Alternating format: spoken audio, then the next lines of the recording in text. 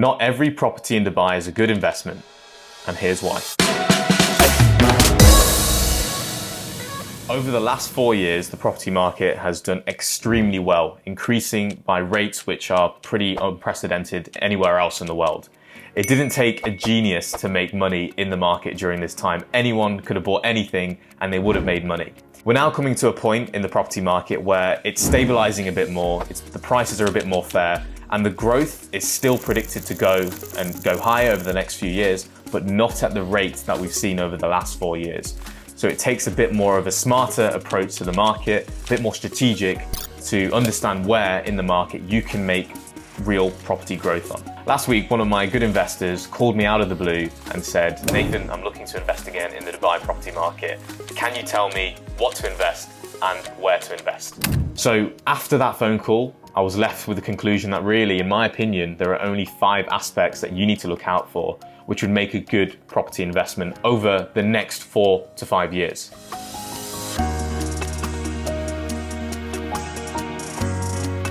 Hi, my name is Nathan, and I specifically help investors from all around the world buy off-plan investment property here in Dubai. Today, I'm going to go through those 5 aspects that signal towards a strong property investment in today's property market in Dubai. I'm completely aware that as an investor, you have your own definitions, needs, and requirements to what you want out of your investment. And my job here is to align those requirements towards what the property market is doing right now. The first aspect is buying near the coastline. In Dubai, as you can imagine, the coastline and the water is extremely valuable.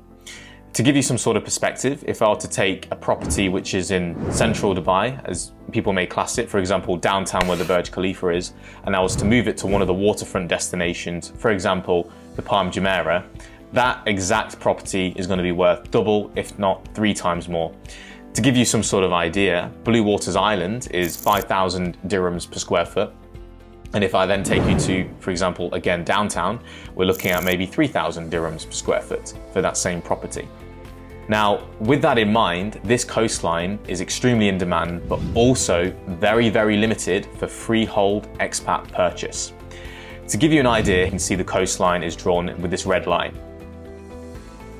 We're now going to show you on this map where the freehold plots are and the freehold areas of land are, and you can see the majority of it is not available to us. This means that there's a lot of scarcity when it comes to buying waterfront property. So as a result, the demand's high, the supply is low. It's primed perfectly for capital appreciation. So for anyone who's looking to invest, it's a key aspect to consider. And if you were to invest in this sort of strategy, I would focus on the areas which are up and coming on the water, for example, Maritime City or Dubai Islands.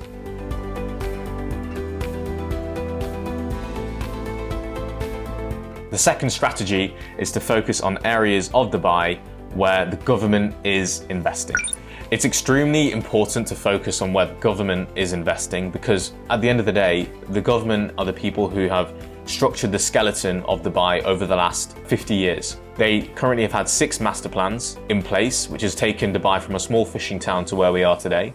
And we're now currently on the 7th master plan. And a lot of this government focus is now pushing towards the south. Traditionally as well, I think it's also really important to understand that Dubai started off in the north and has then slowly expanded towards the south and the south and the south. So they're just continuing that direction towards the south.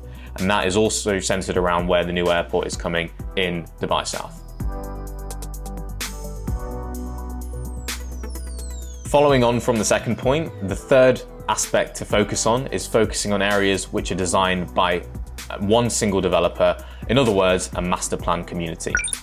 The reason why this is extremely important is that in a given area, one developer is designing everything from the towers that are going up to the streets, to the gutters, to the drains of that particular area. This adds a layer of synergy that is not seen anywhere else in the entire world, which makes the community a really desirable place to live. On top of that as well, it means that the supply is controlled correctly. You're not going to have issues of potential oversupply in a given area because the developer needs to protect that investment and that area for their own reputation.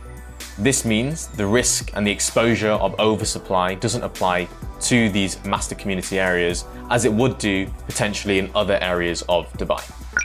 Buying very early into a new community can be one of the smartest decisions you can make, because before the prices have seen that increase, you're buying in with the future growth of that community and that master plan. A really good example of this is if we take a look at JVC, which is a fragmented community with different developers building, and we compare that with Dubai Hills, which is just 5 minutes away, which is all built pretty much by Emaar.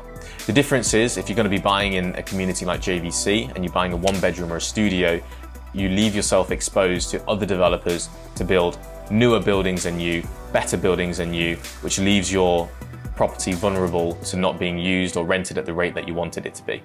If you then take a look at Dubai Hills, you've got that comfort that all of the supply is controlled by one developer, to not be oversupplied or flooded with the market of new units. And on top of that as well, you pretty much know whatever you are buying is not going to have a massive difference in value or quality compared to the new buildings coming in that given area. Now this comes to the fourth point, which is focusing on townhouses and villas if your budget can stretch to this sort of property type. I was just taking a look at the data before the video, and there's currently around about 700,000 homes.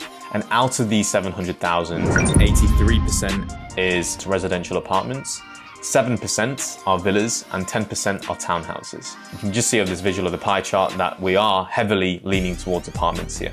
I think it's also important to highlight where the demand is now shifting towards. 20 years ago, Dubai was very much a transient city. People would come here for maybe 1-2 years, make their money, and then go back to their home country. The market of Dubai has completely changed. The demographic of Dubai has completely changed now, where people want to lay their roots, build families, build their future in Dubai. And this comes with a very different type of property class, which are the townhouses and villas.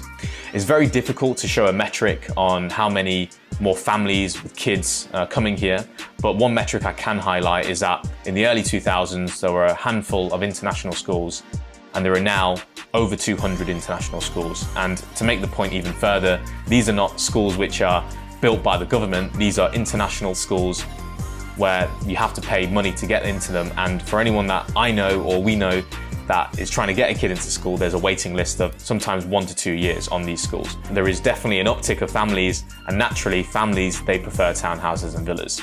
If we then come back to the supply of the property market, most of the market is apartments, not so much townhouses or villas.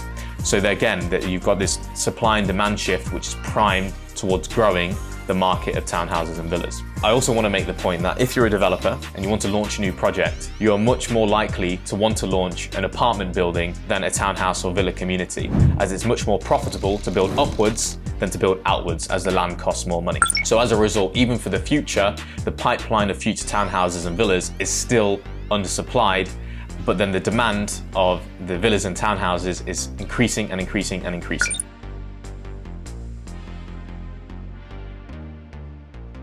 Now, for the last point I want to make, and the last strategy I think investors should definitely take a look at, is buying central in Dubai. I speak to some investors, and sometimes they overlook the value of buying central in Dubai because they feel like the prices have grown to the maximum point. However, I always like to stress that we need to take one step backwards and highlight the fact that Dubai is only a 20-year-old city in terms of the property market. So therefore, these central locations as a whole still have room to grow.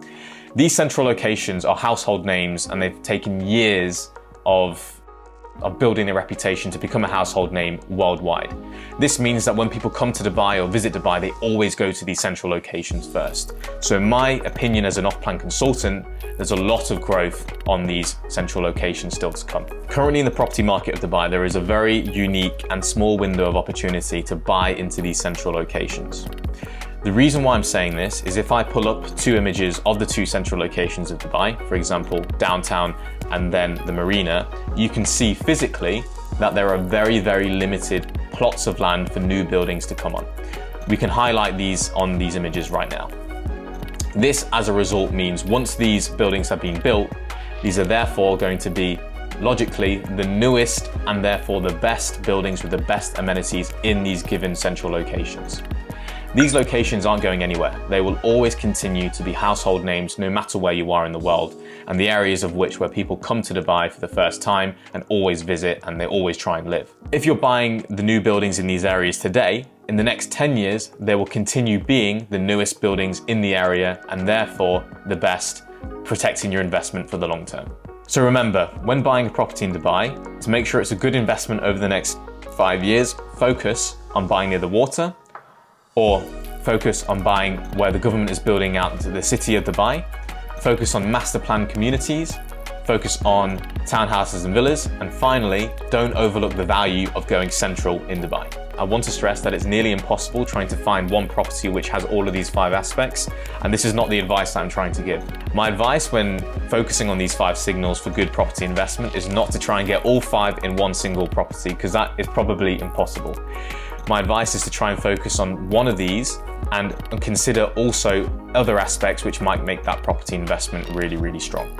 If you found this video interesting and you'd like to see more of my content, please like, subscribe, and hit that notification bell to see more of my videos in the upcoming months and years.